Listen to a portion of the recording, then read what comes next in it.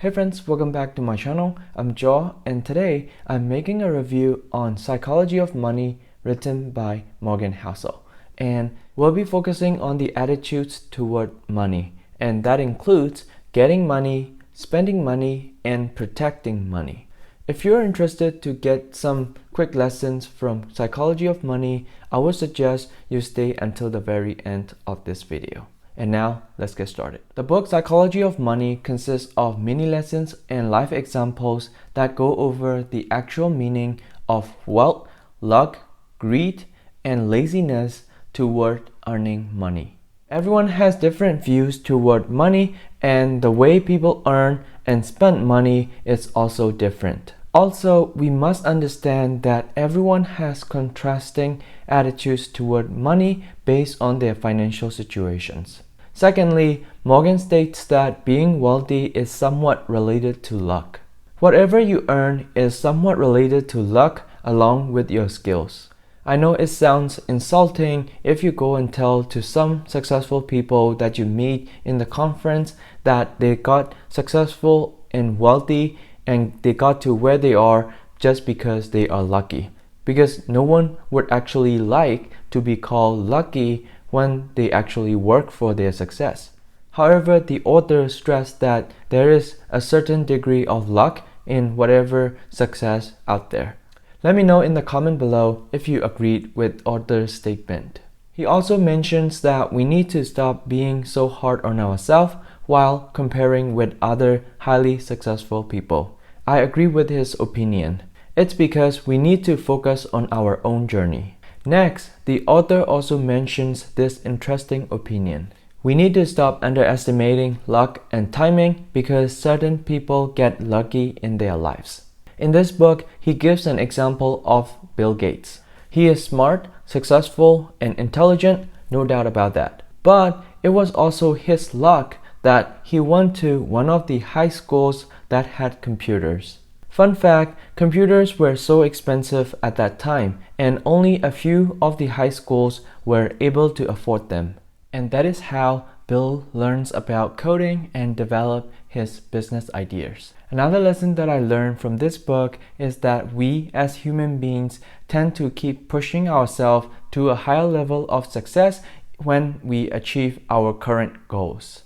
It's like no amount of wealth is ever be enough because we as human beings tend to crave for other things when we achieve the things that we wanted in life. And we'll be like, oh, that person is more successful than me and I need to get to his level. And so I'm going to push myself more and more so that I can get to his level or her level of success or wealth in real life. But in reality, there will always be people who are more skilled than you and more experienced than you, so you have to know your limit. The author Morgan Housel states that we need to stop constantly chasing money and know when enough is enough. In his book, he highlights some people who were insanely rich, but because of their greed, they led themselves to an unfortunate end. Morgan said there is no need to risk what you have for what you don't have.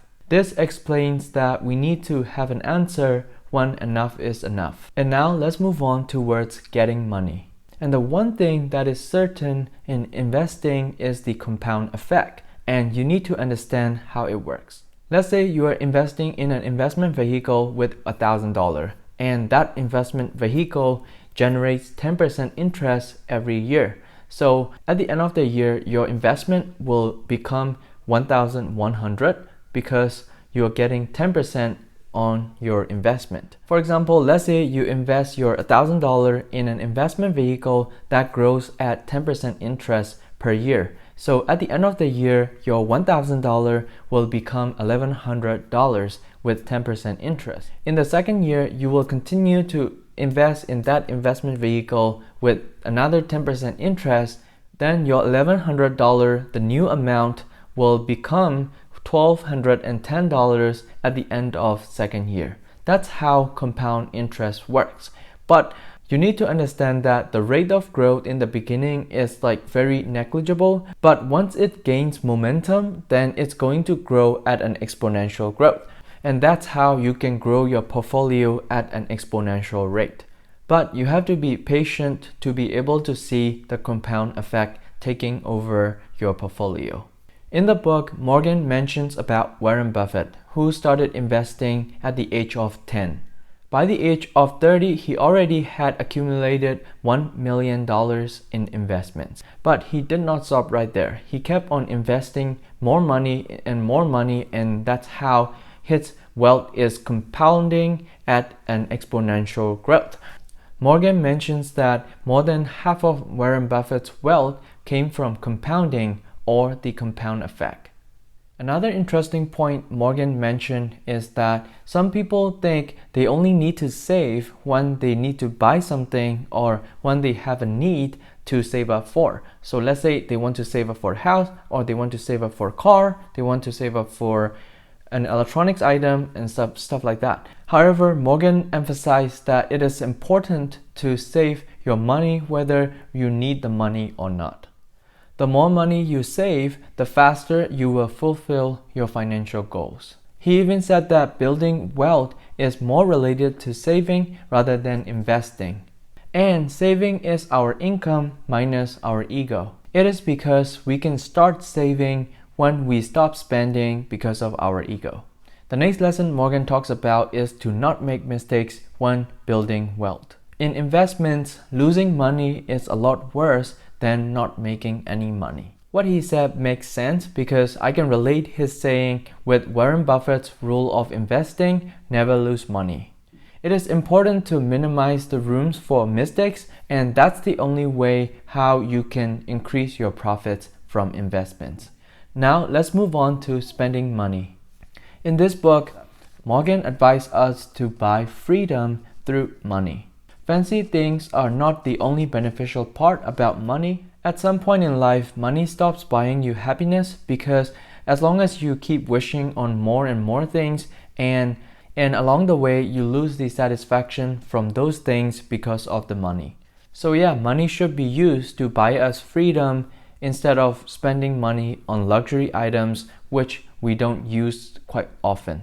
And also, we need to be aware that staying rich is different from being wealthy. So these flashy things don't buy you respect from other people, but you have to work your way to earn respect from other people. In the last part of this book, Morgan discussed about protecting money. No matter how much money you have got, you need to protect your money. And to protect our wealth, once we acquire it, we need to have some rooms for error.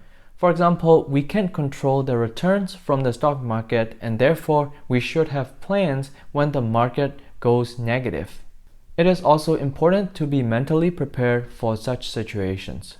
In times of recession, you should be able to survive with what you have even though your investments are going negative. Reading this book has broadened my perspective about money. I learned that acquiring wealth is not just about the skill sets, but also the psychology behind the money.